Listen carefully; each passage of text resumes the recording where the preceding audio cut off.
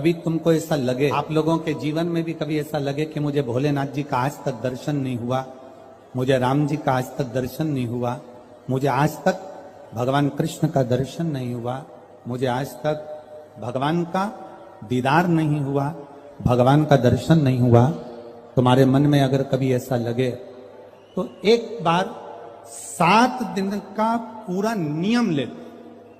7 दिन का पूरा नियम। कैसा नियम? सुबह से उठूंगा, सुबह से उठूंगी, मुख धोया ना धोया, कुछ खाया ना खाया, पलंग पर बस उठ के बैठी। जिसको अगर शंकर भगवान का, राम जी का, कृष्ण भगवान का, लोग कहते हैं क्या भगवान का दर्शन हो सकता है? 7 दिन का नियम धारण करो।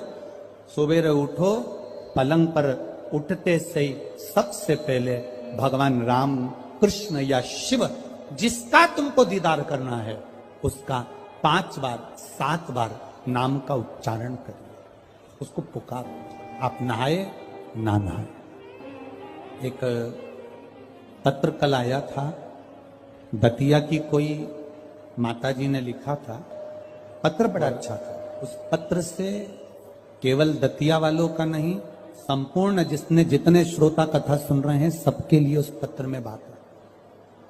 केवल एक दतिया वालों के लिए नहीं, संपूर्ण। उस पत्र में किसी ने, माताजी ने लिखा था, गुरुजी हमें ये पूछना है कि हम स्त्री हैं, हम नारी हैं, और स्त्री महीने में रजो धर्म से हो जाती है, रजस्वला हो जाती है। कल का पत्र है वो, स्त्री रजो धर्म से हो जाती है, रजस्वला हो जाती है, रजो धर्म में आ जाती है महीने में। गुरुदेव उस समय पर वो ना मंदिर जा सकती है, ना भगवान के लिए कोई कार्य कर सकती है, ना वो कोई अच्छी जगह पर पहुंच सकती है।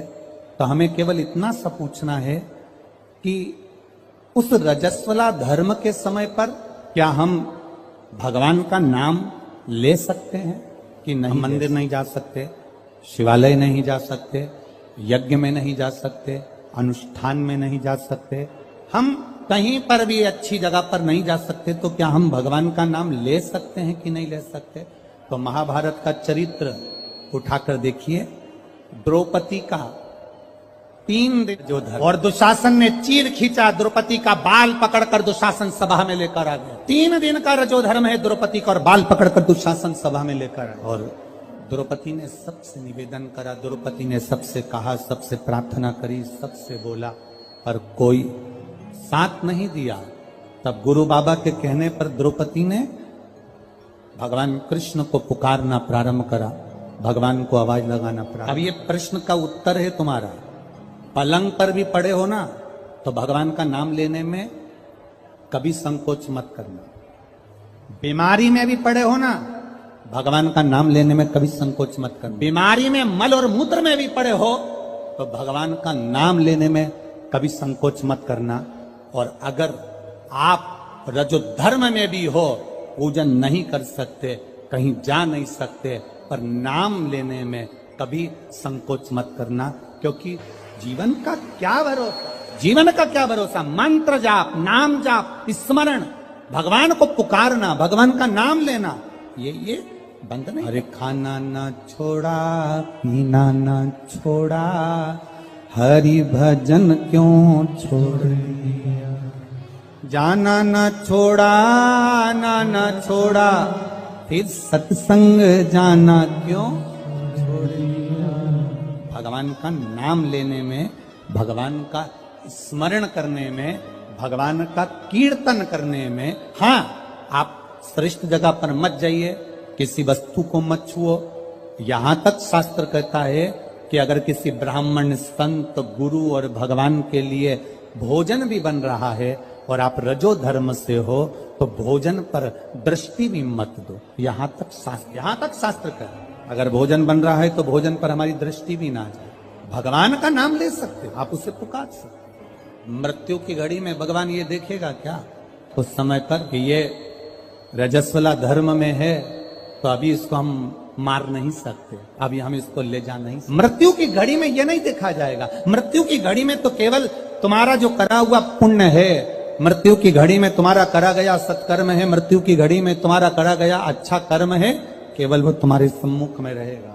पुकारो, भगवान के नाम को पुकार सकते हो, बुला सकते हो परमात्मा को, पुकार सकते हो परमात्मा को, बोल सकते हो भगवान को। शिव कथुयशा ने अपने पिता के कहने पर पार्थिव शिवलिंग का निर्माण किया। बहुत सावधानी से सुनना, रजस्वला धर्म के अंतर्गत नारी भोजन भी बन रहा है तो उस पर दृष्टि ना दे। रजस्वला धर्म के अंतर्गत नारी पूजन वाली जगह पर ना जाए। रजस्वला धर्म के समय पर नारी अच्छे कर्म की ओर ना जाए। पर रजस्वला धर्म भी अगर तुम्हारा है, कोई बीमारी भी तुमको है, कोई रोग में भी तुम पड़े हुए हो, पर भगवान का नाम लेने में कोई दोष नहीं है। भगवान का नाम तुम कभी भी ले सकते हो जब तुम्हारी मर्जी। 7 दिन का नियम धारण करो। सुबह उठो, भगवान का नाम लो, स्नान करा, पूजन करो, बाबा के मंदिर में जाके 1 लोटा जल समर्पित करो, घर आओ, भोजन करो। भोजन करने से पहले अपने पास में थोड़ी सी अग्नि, जो तुम्हारे यहाँ चूल्हे में हो, जो भी अग्नि हो, उसको लेकर जो भोजन की थाली में भोजन है उस थाली के भोजन को निकालकर अग्नि में दीजिए। 1 रोटी निकालकर गौ माता की दीजिए, आधी रोटी जो भी भाग निकाल सकते हो वो स्वान को दीजिए, और फिर बाबा का नाम लेकर प्रसाद समझकर भोजन को ग्रहण करिए। दिन में, शाम को अपने कर्म को करते करते भगवान का नाम लेते रहिए। जैसे ही प्रदोष काल आए, शाम का समय आए, भगवान देवाधिदेव महादेव का स्मरण कर कर 1 दीप दरवाजे के बाहर लगाओ और बाबा का भजन करो। 7 दिन जो नियम धारण करता है, 7 दिन में किसी न किसी रूप में मेरा महादेव आकर एक बार दर्शन जरूर देता है, ये निश्चितता। पर उसमें हमारी पवित्रता हो, उसमें हमारी पवित्रता का भाव हो।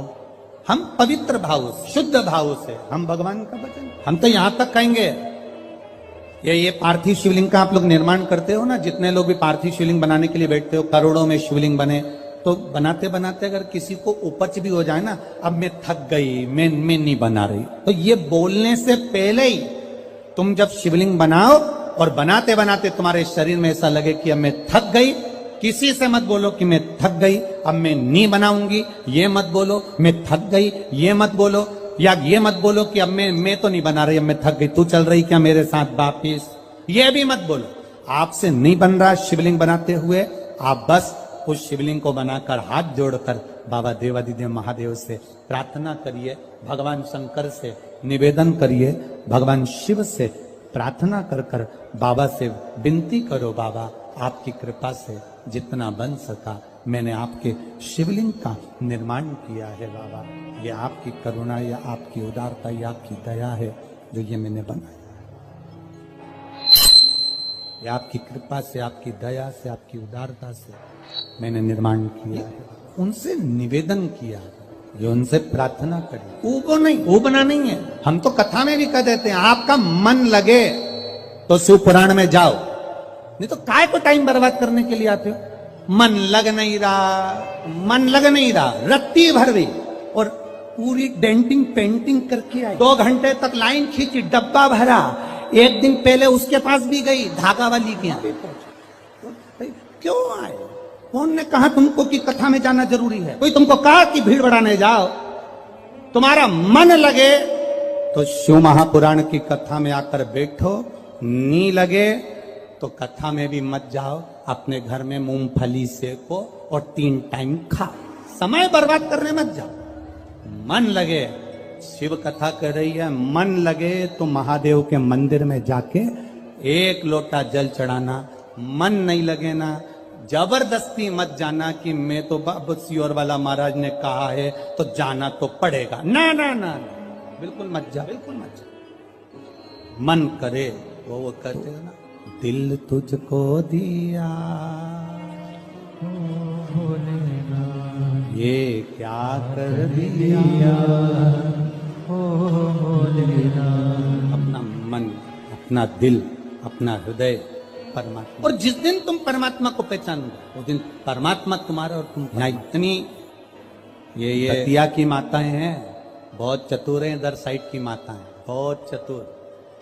इधर की माताएं इतनी चतुर होती हैं कि शादी विवाह में अगर गणेश जी नहीं मिलते हैं तो ये गोबर का और मिट्टी का गणेश बनाकर मटकी पे रखकर पूजन कर देती हैं, और मिट्टी का भी गणेश नहीं मिलता, गोबर का भी गणेश नहीं मिलता। तो यहां की माता इतनी विद्वान है कि गुड़ की ढेली को तोड़कर आधी ढेली का गणेश जी बना देती और आधी ढेली का भोग लगा देती। और गणेश सरकार सही है, यहां की माता इतनी विद्वान है कि गुड़ की ढेली को, आधी ढेली को फोड़कर गणेश जी बना देगी, और आधी को हमारे यहाँ महाराष्ट्र में भी कहते हैं महाराज, गुलाचा गणपति और गुलाचा मेवा, मतलब गुड़ का ही गणपति और गुड़ का ही नैवेद्य भगवान को भोग लगा। दतिया की माताएं भी इतनी विद्वान है, जब गणेश जी नहीं मिलते, गोबर नहीं मिला, मिट्टी नहीं मिली, शादी के समय पर तुरंत घर की जो बुजुर्ग माँ होती है वो कह देती है गुड़ की खोड़ी रखिए ना, आधा टुकड़ा तोड़ मटकी पे रख दे, गणेश जी हो गए। भोग लगाने के लिए कुछ भी नहीं है ना, जो आधा गुड़ का टुकड़ा है ना उसी को भोग लगा दो। क्यों? गुलाचा गणपति और गुलाचा नैवेद्य, भगवान गणेश भी यही है और भोग भी उनका यही। ये हमको बूढ़ी माता पहचान गई कि गुड़ की ढेली में गणपति है, और पूरे शादी में वो गुड़ का गणेश पुजाता रहा, पुजाता रहा, पुजाता रहा, और गणेश जी भी आशीर्वाद देते रहे, क्योंकि वो बूढ़ी माँ ने पहचान लिया कि मैं गुड़ की ढेली में भी हूं। जिस दिन हम पहचान गए कि ये जितने आए हैं और जितने भगवान के भजन करने वाले हैं, संसार में रहने वाला जलचर, थलचर, वायुचर, जितने जीव हैं, जिस दिन हम पहचान गए कि इनके अंदर भगवान है और सब में परमात्मा समाया है, उस दिन मेरे शंकर को मिलने में देरी नहीं लगेगी, वो मिल जाए। गुलाचा गणपति और गुलाचा आधा, ये हम समझ नहीं पा रहे हैं भगवान, हम परमात्मा को जान नहीं पा रहे। सुयशा ने भगवान शिव जी की आराधना करी, पार्थिव शिवलिंग का निर्माण करने के लिए बैठी, और जो निर्माण करा, मात्र 7 दिन निकले थे सुयशा को, देवादिदेव महादेव प्रकट हो गए। मांग सुयशा, क्या चाहिए तुझको? सुयशा कहती है मैं आपके चरणों की दासी बनना, मैं आपके चरणों की दासी बनना चाहिए। भगवान कहते हैं सुयशा, इतनी सुंदर बात देवादिदेव महादेव ने कही, इतनी सुंदर। सुयशा कह रही है मैं आपके चरणों की दासी बनना चाहती हूं, चरणों की दासी। देवादिदेव महादेव ने कहा सुन सुयशा, मेरी धर्म पत्नी पार्वती मेरे साथ में है, मैं दूसरी नारी को अपने करीब भी नहीं आने देता। हाँ सुयशा, तो मेरे स्वरूप का स्नान करा, पूजन करा, अर्चना कर, निवेदन कर, बेलपत्र चढ़ा, पुष्प चढ़ा, मैं तुझे फल दूंगा।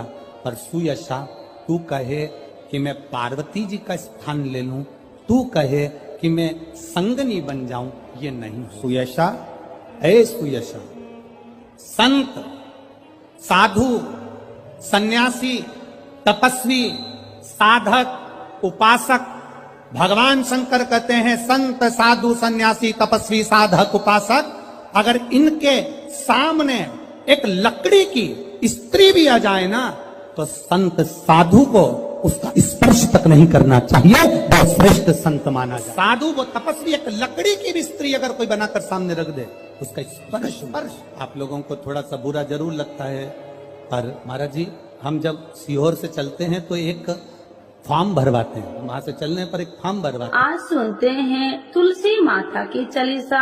यह चालीसा सुनने से होती है हर रोगों से मुक्ति, मिलती है सुख समृद्धि का आशीर्वाद। तो एक बार बोलिए प्रेम से विष्णु भगवान की जय, तुलसी माता की जय, भगवती माता की जय। श्री तुलसी महारानी करो विनय सिरनाय, जो मम हो संकट विकट दीजे मात नसाय। नमो नमो तुलसी महारानी, महिमा अमित न जाए बखानी।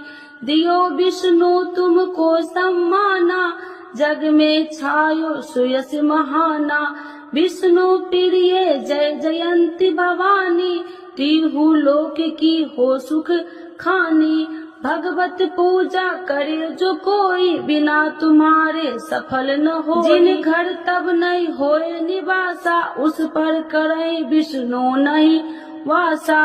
करे सदा जो तब नित सुमरन, ते ही के काज होए सब पूरन। कार्तिक मास महात्म्य तुम्हारा, जाको जानत सब संसारा। तब पूजन जो करे कुमारी, पावे सुंदर वर सुकुमारी। करे जो पूजा नित प्रति नारी, सुख संपत्ति से होए सुखारी। वृद्धा नारी करे जो पूजन, मिले भक्ति होवे पुलकित मन। श्रद्धा से पूजे जो कोई, भव निधि से तर जावे सोई। कथा भागवत यज्ञ करावे, तुम बिन नहीं सफलता पावे। छायो तब प्रताप जग भारी, ध्यावत तुम्हि सकल चितधारी। तुम्हि मात यत्र तंत्र में, सकल काज सीधे होवे क्षण में। औषधि रूप आप हो माता, सब जग में तब यश विख्याता। देव ऋषि मुनि और तपधारी, करत सदा तब जय जयकारी। वेद पुराणन तब यश ज्ञाया, महिमा अगम पार नहीं पाया। नमो नमो जय सुख कारिणी, नमो नमो जय दुख निवारिणी। नमो नमो सुख संपत्ति देनी, नमो नमो अख काटन छेनी। नमो नमो भक्तन दुख हरनी, नमो नमो दुष्टन मद छेनी। नमो नमो भव पार उतारिणी, नमो नमो परलोक सुधारिणी। नमो नमो निज भक्तन उबारिणी, नमो नमो जन काज सवारिणी। नमो नमो जय कुमति नशावनी, नमो नमो सब सुख उपजावनी। जयति जयति जय तुलसी माई, ध्याऊ तुमको शीश नवाई। निर्जन जानी मोहि अपनाओ, बिगड़े काज आप बनाओ। करूं विनय मैं मात तुम्हारी, पूरन आशा करूं हमारी। शरण चरण कर जोड़ी मनाओ, निस दिन तेरे ही गुण गाऊं। करहु मात यश अब मोह पर दाया, निर्मल होए सकल मम काया। मांगू मात या वर दीजे, सकल मनोरथ पूरन कीजे। जानू नहीं कुछ नेम उचारा, क्षमहु मात अपराध हमारा। 12 मास करे जो पूजा, ताशम जग में और न दूजा। प्रथम ही गंगा जल मंगवावे, फिर सुंदर स्नान करावे। चंदन अक्षत पुष्प चढ़ावे, धूप दीप नैवेद्य लगावे। करे आचमन गंगा जल से, ध्यान करे हृदय निर्मल से। पाठ करे फिर 40 की, स्तुति करे मात तुलसी की। यह विधि पूजा करे हमेशा, ताके तन नहीं रहे कलेशा। करे मास कार्तिक का साधन, शोभे नित्य पवित्र सिद्ध होई जाई। है यह कथा महा सुखदाई, पढ़े सुने सो भव तर जाई। यह श्री तुलसी चालीसा, पाठ करे जो कोई। गोविंद सो फल पावही, जो मन इच्छा होई। तो एक बार बोलिए प्रेम श्री विष्णु भगवान की जय, तुलसी माता की जय, भगवती माता की जय, सर्वदेवी देवताओं की जय।